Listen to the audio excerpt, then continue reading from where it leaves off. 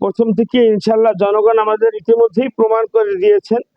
কারণ আপনারা জানেন যে আসলে বাংলাদেশ স্বাধীন হয়েছে 1971 সালে, এবং পুনরায় এই স্বৈর শাসক যে বাংলাদেশের জনগণের উপরে যে স্বৈর শাসক গোষ্ঠী হিসাবে যে চেপে বসেছিল, তার পুনরায় আবার আমরা দেখতে পেয়েছি 24-এ আমাদের বিজয় হয়েছে।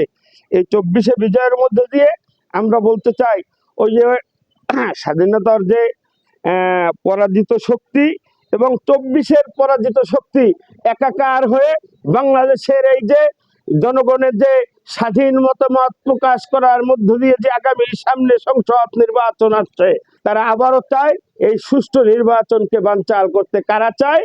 যারা 71-এর পরাজিত শক্তি এবং 24-এর পরাজিত শক্তি একাকার হয়ে বাংলাদেশের বিরুদ্ধে আবারও সেই ষড়যন্ত্র করতে চায়।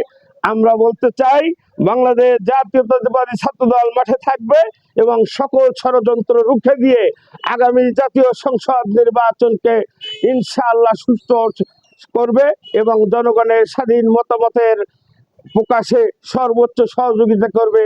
একটি সুষ্ঠু নির্বাচন হবে, যে সুষ্ঠু নির্বাচনের মধ্য দিয়ে বাংলাদেশ জাতীয়তাবাদী দল বিএনপি রাষ্ট্র ক্ষমতায় যাবে।